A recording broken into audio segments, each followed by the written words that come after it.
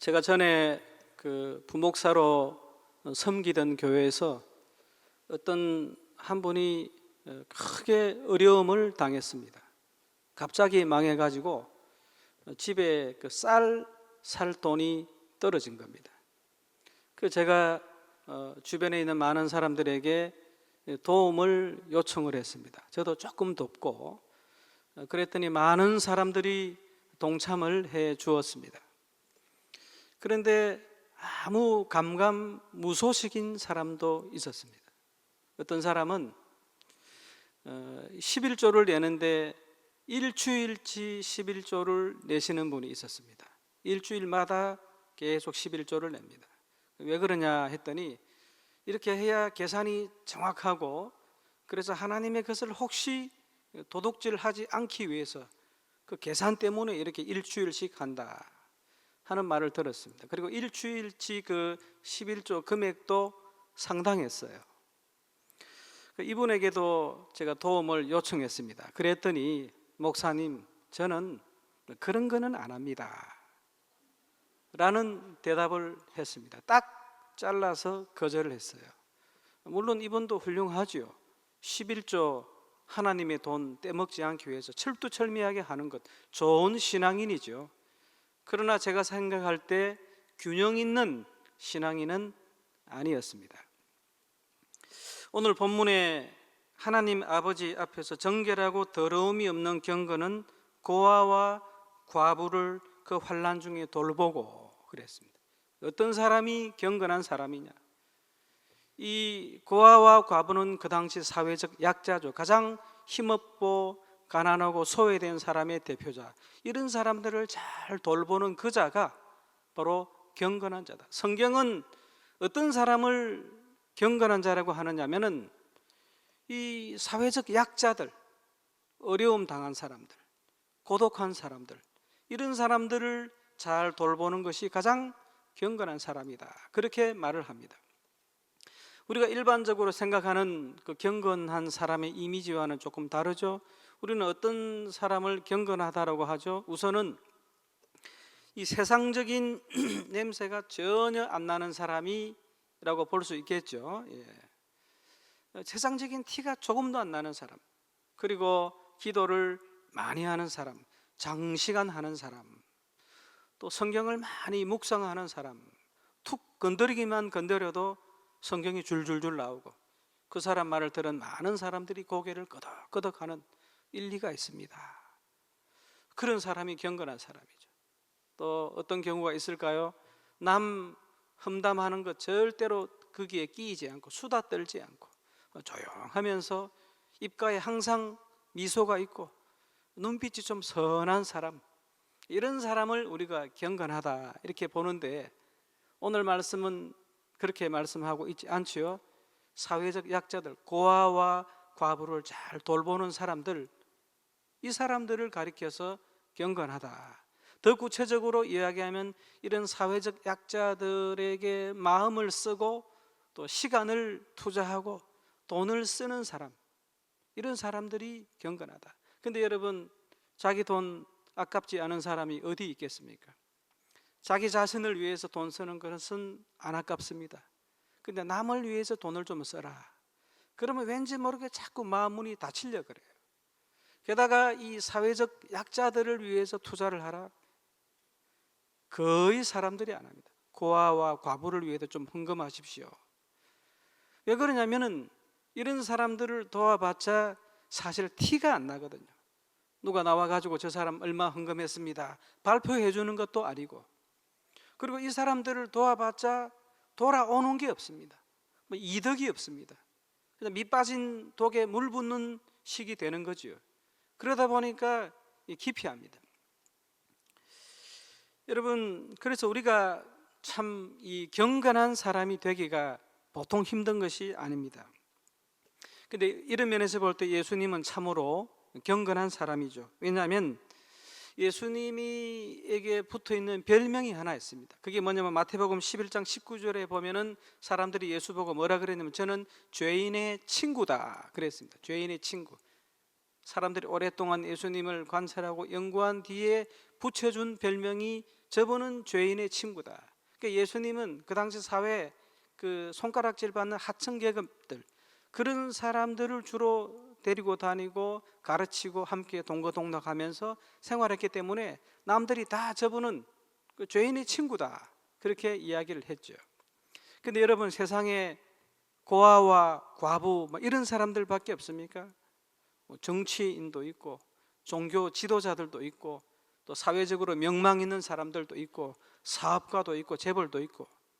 근데 마치 예수님께서는 이 세상에 고아와 과부만 있는 듯이, 그 사람들만 존재하는 듯이 그 사람들에게만 관심을 가지고 애정을 보내셨다 하는 것입니다. 그리고 다른 부류의 사람들에 대해서는 다소 상당히 과격했습니다. 예수님이 너희들은 화 있을진저, 어떤 사람들에게 그렇게 이야기하죠. 화 있을진저, 앞으로 너희들에게 있을 것은 큰 저주와 화밖에 없는 인간들이다. 그 말을 들었던 사람들이 얼마나 기분 나빴겠습니까? 너희는 회칠한 무덤이다. 당대 최고의 욕이에요. 회칠한 무덤. 겉은 번지르르한데 속은 썩어 문드러져 있는 인간들이다. 굉장한 욕이었습니다.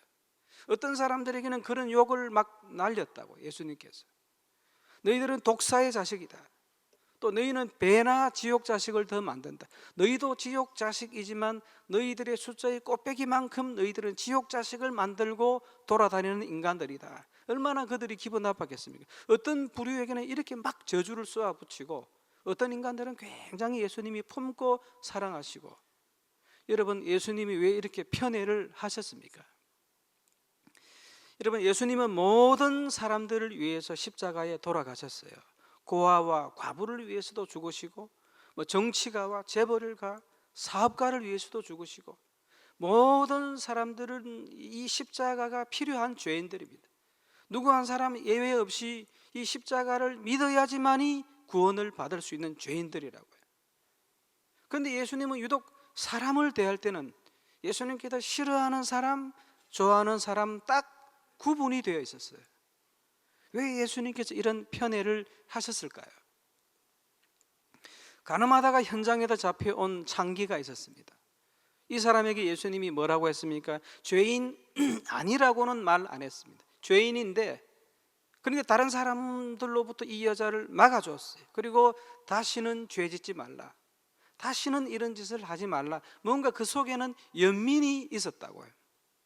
그냥 다른 부류의 사람들에 대해서는, 사두개파와 바리새파 사람들에 대해서는 독사의 자식들아, 이렇게 했습니다.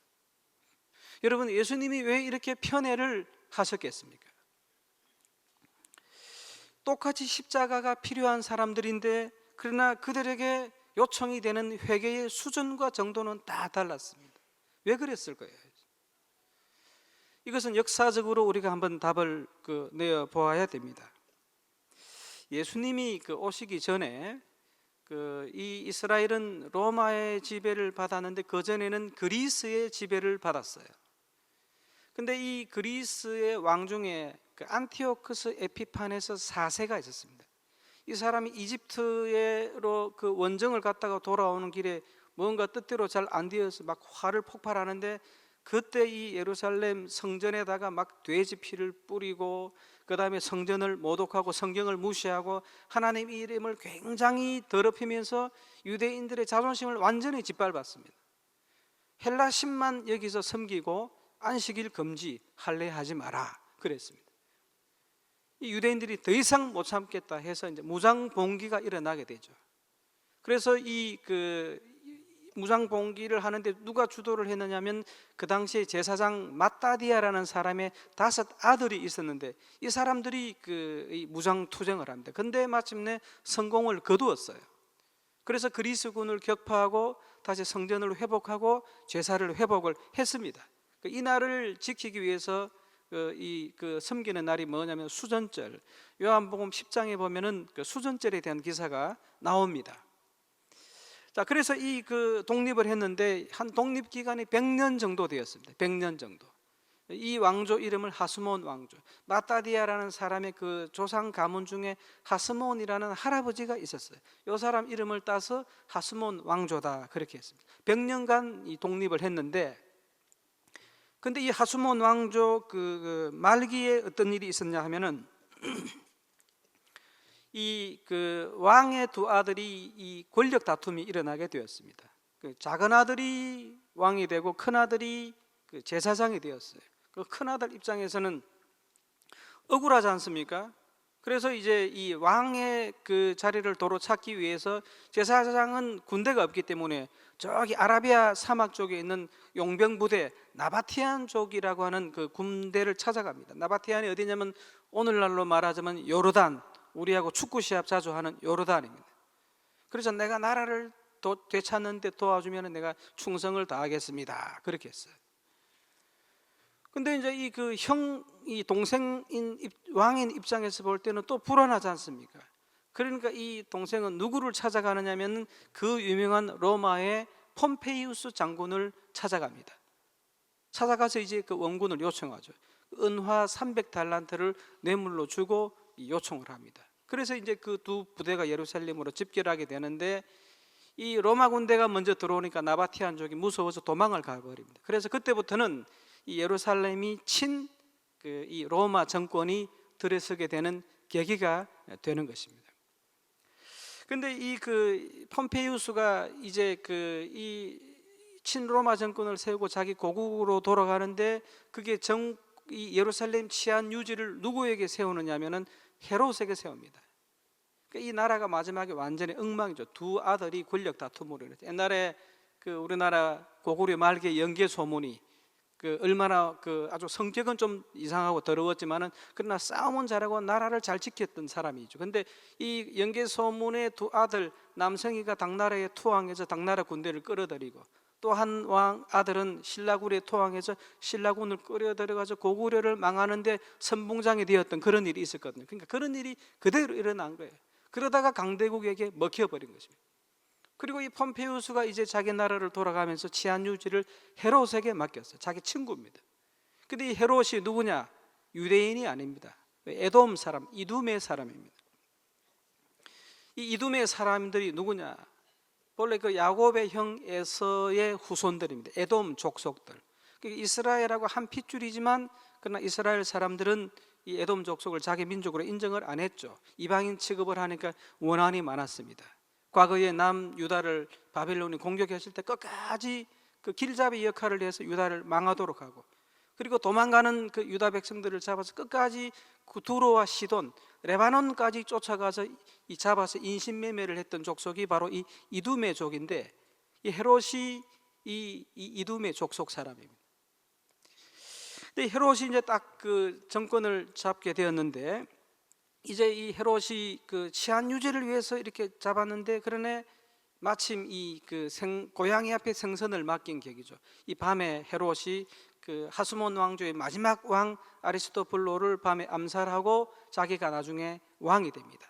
그래서 드디어 이 로마의 어떤 그런 권력을 등에 업고 이 헤롯 정권이 비로소 탄생을 하게 되는데, 이때가 언제냐? 예수님이 오시기 전 40년 전입니다. 예수님이 오시기 전에 이스라엘의 정세가 바로 이렇게 되었어요.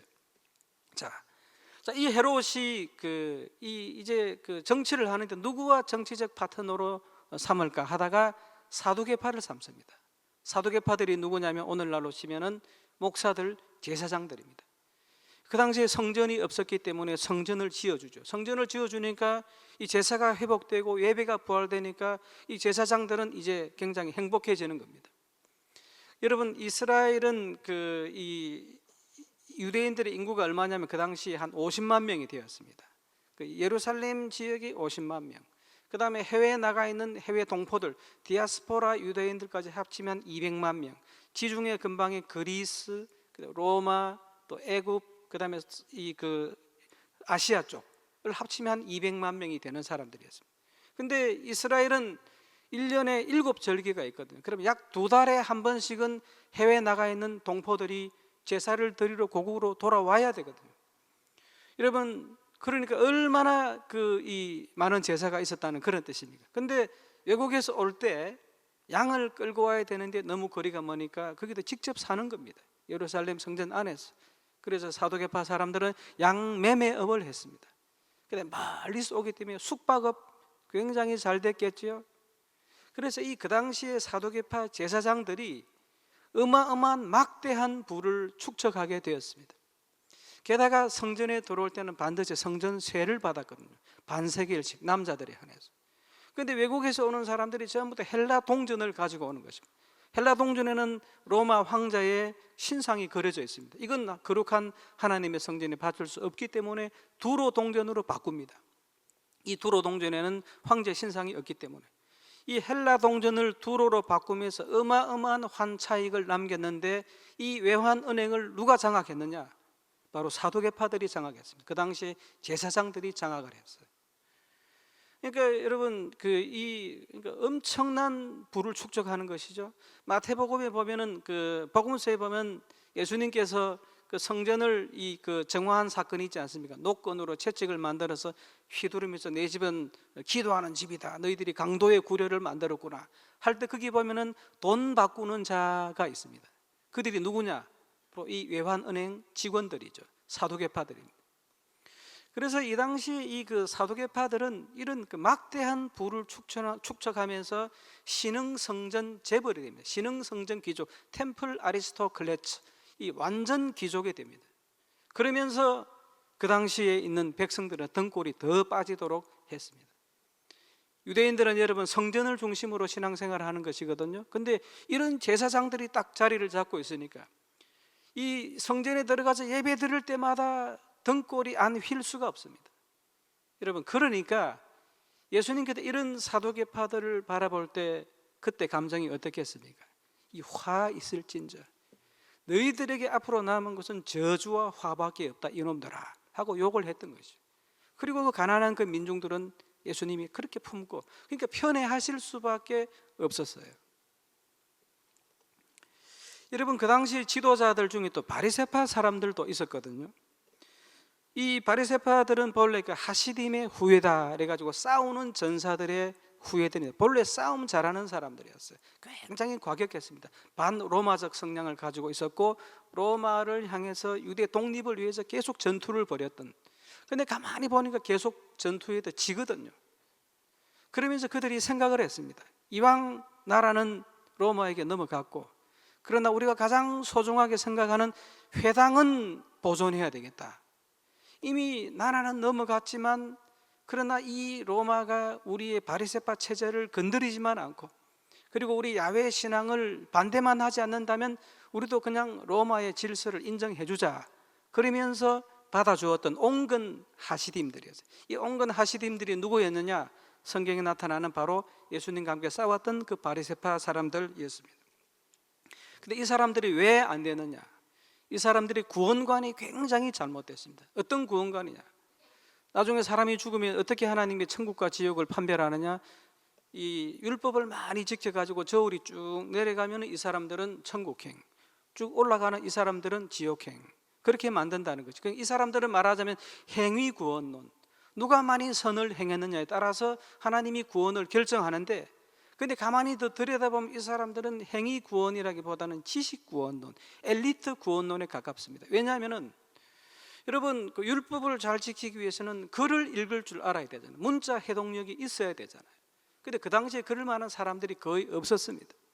그 다음에 율법을 알기 위해서는 글도 읽어야 되지만 율법을 해석을 할 줄 알아야 되거든. 해석을 하기 위해서는 학교를 다녀야 됩니다.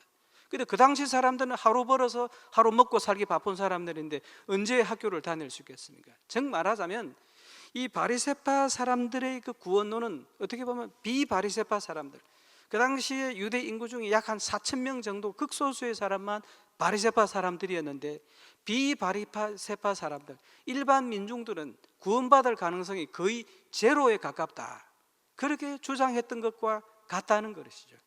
얼마나 이들이 교만한 사람들입니다. 잘난 체하고. 일반 백성들은 암 아랫지, 그래 저것들은 땅의 백성들, 땅 이상을 벗어날 수 없는 인간들. 그러니까 예수님이 이런 그 구원관을 가지고 있는 바리새파 사람들을 만날 때 그 시선이 고왔겠습니까? 그렇지 않죠. 또 이들의 독특한 구원관이 하나 있었는데 그게 뭐냐면은 아예 그 이방인하고 접촉하는 모든 유대인들에게 대해서는 구원을 원천 봉쇄시켜 버리자. 여러분, 유대인 남자들은 창기들하고 잘 안 잤습니다. 창기들은 주로 로마 군인들, 외국 용병 군인들하고만 주로 잤습니다. 어쨌든 이방인들한테 그 자기 정조를 파는 사람들이지 않습니까? 그 다음에 세리들, 이들은 그 로마의 황제의 허가를 얻어서 세금을 거두기 때문에 그들은 지조를 팔아먹는 사람들이에요, 이방인들이. 그래서 바리새파 사람들이 구원관에서 이 세리와 그 다음에 이 창기는 완전 구원에 있어서 원천 봉쇄시키자, 성경을 아예 가르쳐 주지도 말아야 된다 그랬습니다. 그런데 예수님은 어떻습니까? 다 내게로 오라. 창기도 세리도 죄인도 다 내게로 오라. 예수님의 구원관과 정면으로 배치되잖아요. 자, 여러분, 이 바리새파 사람들은 백성들에게 이런 절망만 심어주는 사람들이었습니다. 계속 지도자랍시고 종교 지도랍시고 돌아다니지만 그러나 가는 쪽쪽 백성들마다 절망을 심어주는 사람. 예수님이 이들에 대해서 어떻게 생각을 했겠습니까? 곱게 생각했겠습니까? 독사의 자식들이다 너희들은 배나 지옥 자식을 만들어내면서 돌아다니는 경건하지 않은 그런 종교인들이다. 예수님께서 그렇게 말씀을 하셨다는 것이죠. 예수님이 왜 저들을 배타적으로 이렇게 하시고 그 다음에 가난한 민중들을 돌보았었는지, 왜 그렇게 편애를 했는지 여러분 감이 좀 오시죠? 예. 그 다음에 그 당시에 유대 사회 지도자들 중에 또 누가 있었냐면은 그 독립군들이 있었습니다. 열심당원들. 이 헤롯이 이제 그 성전을 다 지은 다음에 로마에게 잘 보이기 위해서 로마를 상징하는 그 황금 독수리상을 그 하나님을 섬기는 그 예루살렘 성전에다가 세워 놓았어요. 바리새파 사람들이 아무도 거기에 대해서 반응하지 않고 지나가는데 어떤 한 경건한 랍비가 그것을 지나가다가 이 하나님의 성전에 이 우상 숭배를 올릴 수 있겠느냐 해서 밧줄을 올려서 끌어내려서 그 황금 독수리상을 파괴시켜 버렸습니다. 그랬더니 이제 헤롯이 화가 나서 이 사람을 잡아서 화형을 시켜 죽여버립니다. 근데 이 경건한 랍비의 아들이 그때부터 자기 아버지의 원수를 갚기 위해서 무장투쟁을 벌입니다. 항쟁을 벌이게 되는 것입니다. 그래서 사람들을 모아서 그 당시에 가장 기득권 세력의 이 체제에 불만이 많았던 지역이 갈릴리 지역인데 갈릴리로 사람들을 데리고 들어가서 무장봉기를 일으키고 항쟁을 일으키는데 성공을 거둡니다. 그래서 이 갈릴리 그 옆에 보면 세포리우스라는 지역이 있는데 그 지역을 완전히 장악을 하게 되죠. 그게 갈릴리하고 한 4km 떨어진 곳입니다. 예수님이 그 옆 동네에서 자랐거든요. 그래서 이 완전히 장악을 했는데 로마 군인들이 가만 있을 리가 없죠. 시리아에 있는 군대 2개 중대를 투입해가지고 완전히 초토화시켜버려서 다 죽게 만들죠. 그 예수님의 그 유년 시절을 보면은 이때가 예수님이 한 9살 내지 10살 정도 되던 해인데 항상 그 열심당원들의 그 무장투쟁과 항쟁과 그 다음에 이 로마 사람들이 군대를 이끌고 와서 모든 사람들을 죽이는 피바다를 만드는 그런 광경을 보고 자란 분이 바로 예수 그리스도십니다. 어릴 때, 유년 시절 때. 자, 그런데 이들이 왜 문제가 되느냐? 이들이 바로 사꾼 목자라는 것입니다. 요한복음 10장에 보면은 그 예수님께서 참목자와 사꾼 목자에 대한 이야기가 나옵니다. 여기서 사꾼 목자가 누구냐? 어떤 사람들은 이 사꾼이 아마 바리새파일 것이다, 사두개파일 것이다. 그러나 이 랍비 자기들의 문서에 보면 자기 랍비 그 바리새파 사람들은 자기들 스스로를 절대로 목자라는 칭호를 안 씁니다. 이 사꾼 목자가 누군 줄 아십니까? 바로 열심당원들입니다. 거기 그 요한복음 10장 12절에 보면 사꾼 목자의 특징이 나오는데 이들이 특징이 뭐냐? 이리가 오면 양을 내버려 두고 싹 도망갑니다. 그러면 그 양은 이리에게 다 몰려 죽게 되는 것이죠. 바로 그 특성을 말씀하신 것이죠. 그러니까 이 열심당 지도자들은 어쨌든 그 사람들을 많이 그 불러 모아야 되잖아요. 선동해야 되게 돼요. 이 선동하기 위해서는 자기들이 어쨌든 이 전쟁에서 승리할 수 있다는 그런 그 어떤 인상을 심어줘야 됩니다. 그래서 이들은 항상 자기들이 메시아다 그렇게 했습니다. 자, 여기 메시아가 나타났다. 참 메시아가 나타났다. 곧 있으면 내가 저 요단강을 가를 것이다. 곧 있으면 저 예루살렘 성벽을 다 무너내릴 것이다. 기다려봐라. 조금 있으면 한다. 마치 약장사들처럼 옛날에 약 팔기 위해서 그 뱀이나 원숭이 갖다 놓고 쇼 버리지 않습니까? 곧 이 원숭이가 신기한 거 보여줄게 해놓고 결국 보여주지 않고 약만 팔아먹는 그런 사람들 있지 않습니까? 그것처럼 내가 곧 요단강을 가른다면서 막 선전해놓고 그런데 막상 그런 일이 안 일어납니다. 사람들이 와 모여 있으면 로마 군인들이 와도 초토화시켜버리면 다 죽고 그들은 싹 빠져서 도망가고. 그러니까 이 열심당 이들 때문에 굉장히 피해를 많이 유대인들이 보았어요. 여러분, 예수님 십자가에 못 박혀 돌아가실 때 대신 풀어준 바라바라는 사람이 있죠. 이 사람이 바로 타락한 열심당 지도자입니다. 그게 저는 강도요, 살인자요, 밀란을 꾸민 자, 밀란꾼, 선동꾼이라는 것입니다. 나라를 위해서 맨날 독립운동한다면서 돌아다니면서 나라 독립운동을 하지 않고 그냥 민가에 들어가서 소 돼지 끌고 가고 돈 뜯어가고 했던 그 사람, 타락한 열심당 지도자. 여러분, 그 당시 예수님 당시에 유대 정세가 어떤지 대충 짐작이 가시죠? 그래서 예수님이 이들을 향해서 어떻게 이야기했냐면 저들을 정말 목자 없는 양처럼 크게 불쌍히 여기셨다, 그렇게 말씀했습니다. 불쌍히 여겼다 말은 오장육부를 송두리째 끄집어내도 줄 정도의 끓어오르는 연민과 사랑을 느꼈다 하는 그런 뜻입니다. 여러분, 사실 그러나 이스라엘 백성들이 목자가 없었습니까? 목자가 있었죠. 사두개파, 바리새파. 그런데 그 목자들은 양을 돌보지 않고 자기들의 향락만 즐겼습니다. 그게 예수님께서 그들을 보시고 그렇게 불쌍히 여기셨습니다. 너희들에게 목자가 없느냐? 그러면 내가 너희들의 목자가 되어주겠다 하면서 다 내게로 오라. 너가 어디서 아파서 왔느냐? 치료해주고, 무슨 일로 왔느냐? 상담해주고. 각계각층에 있는 모든 사람들을 예수님께서 다 부르셨어요. 죄인도 있고 그 안에 창기도 있고 세리도 있고 모든 사람들이 다 있는 가운데 그들과 어울려서 함께 생활하고 돌보고 상담해주고 치료해 주셨던 그 예수님의 모습을 보고 유대인 지도자들이 뭐라 그럽니까? 저놈은 죄인의 친구다. 정말 저 죄인들밖에 모르는 아주 나쁜 흉악한 놈이다. 그렇게 이야기를 했던 것이죠. 여러분, 맞습니다. 예수님은 죄인의 친구였어요. 그 당시의 사회적 약자들의 친구였습니다. 우리는 오늘날 우리 교회는 그 죄인의 친구였던 이 예수님의 모습을 정말 진짜 곰곰이 생각을 해야 됩니다. 죄인의 친구였던 그 예수님의 모습. 여러분, 이 세상의 모든 사람들은 다 죄인입니다. 그렇죠? 십자가가 다 필요합니다. 누구든지 예수를 믿어야지만이 구원을 받을 수 있습니다. 한 사람도 예외가 없습니다. 그런데 예수님께서 그 모든 죄인들을 대할 때 다 똑같이 대하지는 않았다는 사실을 주목하셔야 됩니다. 이 사회의 악을 구조적으로 만들어내는 사람들, 악의 주체자들에 대해서는 어떻게 했습니까? 과감하게 비판을 하셨습니다. 그리고 그 구조적인 악에서 희생당하는 그 희생된 죄인들, 그 약자들에 대해서는 한없는 연민을 보여주셨거든요. 우리가 여러분 이것을 깊이 생각해야 됩니다. 여러분, 우리가 창기가 나쁩니까? 포주가 나쁩니까? 누가 더 나쁩니까? 둘 다 죄인이지만 더 나쁜 거는 포주예요.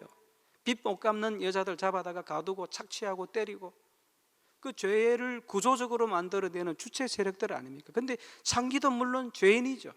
그러나 그게 희생된 죄인이라는 것이죠. 예수님은 역사선상을 걸어가시면서 2000년의 팔레스타인의 그 역사선상을 걸어가시면서 이 사실을 똑바로 보셨어요. 그래서 예수님은 가나바다가 현장에 잡힌 창기에 대해서는 어떻게 했습니까? 군중들로부터 일단 막아주었습니다. 그리고 다시는 죄 짓지 말라. 다 안다 이거죠. 네가 힘들게 사는 거 다 알고 있는데 그러나 이런 짓만은 하지 마, 이것만은 하지 마라 하고 한없는 연민을 보내주셨거든요. 근데 그 죄를 구조적으로 만들어내는 그 악한 지도자들에 대해서는 어떻게 했습니까? 독사의 자식들이다. 여러분, 우리는 예수님의 제자들이지 않습니까? 이 제자는 어떤 자들이냐? 스승을 따르는 자입니다. 스승을 닮아가는 자입니다. 그런데 우리가 예수님의 제자라고 하지만 그러나 예수님께서 그 역사를 걸어가셨던 그 선상에서의 그 모습은 이해하지 못하고 그냥 초월적인 영역에서만 그 예수님을 따르는 그 제자이지 않는가? 우리가 예수님을 사랑하죠. 사랑하는데 예수님께서 그 사회 속에서, 역사 속에서 어떻게 행동하셨는가를 잊어버리고 그냥 초월적인 영역에서만 예수님을 사랑하는 사람들이 굉장히 많이 있습니다. 병 고치고 예언하고 방언하고 환상하고 축복 기도 받고 신유 은사 받고, 이게 여러분 예수님을 제대로 따르는 것이 아니라는 것이. 우리가 예수님을 위해서 전투하죠. 영적 전투를 합니다. 근데 이 귀신들의 영적인 영역에 있는 귀신들하고 막 싸우는 것이죠. 사탄아 물러가라, 마귀야 물러가라, 우리 집에서 떠나가라, 우리 집 아이에서 7길로 도망가가라 하면서 이런 그 영적인 영역에서의 귀신과 우리가 싸우지 않습니까? 그런데 이 귀신이 여러분 영적인 영역에서만 활동합니까? 아닙니다. 정치, 사회, 문화 이런 메커니즘 속에 들어와서 활동을 하고 있다는 것이죠. 여러분 이번에 그 최순실 사태, 국정농단 사태 보면서 여러분 무슨 생각이 드십니까? 파는 데마다 나오잖아요. 파는 데마다 양파 껍질 까듯이 계속 나오잖아요. 계속 양파 껍질 까면 까는 대로 나옵니다. 양파깡 한 100개는 더 만들 수 있게 계속 나옵니다. 가는 데마다, 파는 데마다 보면은 그들이 악의 그 구조를 심어 놓았습니다. 그게 얼마나 많은 사람들이 희생이 되었겠습니까? 최순실이 볼 때. 그러니까 여러분 이게 사람이 하는 짓이라고 생각됩니까? 한두 사람이 이런 어마어마한 짓을 했다고 여러분 생각하십니까? 아닙니다. 악령의 역사가 있는 거예요. 악령의 역사. 다니엘서에 보면은 그 파사군 이런 그 아시리아군이 나오는데 거기에 그 다니엘이 뭘 보느냐면 파사군 뒤에 있는 악령들을 봐요. 아시리아 군의 국이 있다. 국이 뭐냐면 그들을 지탱하고 뒤에서 조장하는 악한 영적인 나라를 가리킵니다. 다니엘이 그것을 보는 것이죠. 어쨌든 우리가 영적인 영역에서만 그 귀신과 싸우면 안 됩니다. 이런 영역에서 예수님께서 역사적인 시각을 뚜렷이 보고 발휘했던 그 모습을 우리도 본받아야 되는 거죠. 저는 그런 데 관심 별로 없습니다. 산에 올라가서 기도만 하고 오겠습니다. 방언기도 이번 좀 하고 오겠습니다. 이건 아니라는 그런 데 있습니다. 그런 거는 저는 잘 모르겠는데요, 이런 사람이 있습니다. 그 올바른 크리스찬이 아니죠. 여러분 우리는 주변을 좀 둘러보아야 됩니다. 누가 울고 있는지, 누가 헐벗고 있는지, 누가 도시락을 못 싸가고 있는지, 누가 지금 마음에 큰 병을 안고 있는지, 이걸 돌아봐야 되는 것이죠. 여러분 11조 해야 됩니다. 일주일씩 하는 거 잘하는 거예요.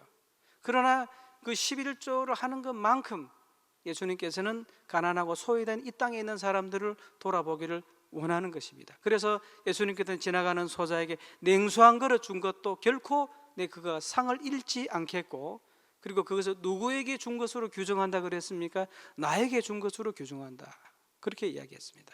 인간 사랑이 곧 하나님의 사랑이다. 오늘 말씀을 이제 마치겠습니다. 경건은 자기를 돌아보아 세속에 물들지 않고 고아와 과부를 돌보는 것이다, 이렇게 이야기했습니다. 여러분 우리 삶 가운데요 조금이라도 이런 데 눈을 돌려보시기를 바라겠습니다.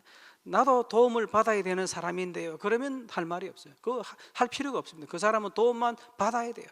조금 여력이 있는 사람들, 조금이라도, 아주 정말 조금이라도 이 사회 약자들을 돕는 데 관심을 가지고 실천하는 삶, 그것이 곧 성경의 가르침이고 그 사람이 곧 참 경건한 자다, 그 하나님의 목소리를 들을 수 있게 되는 것입니다. 여러분 다 실천할 수 있는 저와 여러분들 될 수 있기를 간절히 축복합니다. 기도하겠습니다. 하나님, 우리 주변에 우는 자가 없는지, 또 추위에 굶주림에 떠는 자가 없는지, 또 이 친구가 필요한 자가 없는지 우리가 늘 살피는 저희들이 꼭 되게 도와주시옵소서. 그 죄인의 친구요, 고아와 과부와 창기와 가난하고 소외된 자를 찾으셨던 그 예수님을 잘 기억할 수 있도록 도와주시고, 우리가 그분의 제자로 살아가기에 부족하지 않도록 우리도 주변을 돌아보고 또 우리의 가지고 있는 그 적은 것을 통해서 그들을 돌보고 아끼는 그런 삶을 살 수 있도록 인도하여 주시옵소서. 감사드리며 예수님 이름으로 기도합니다. 아멘.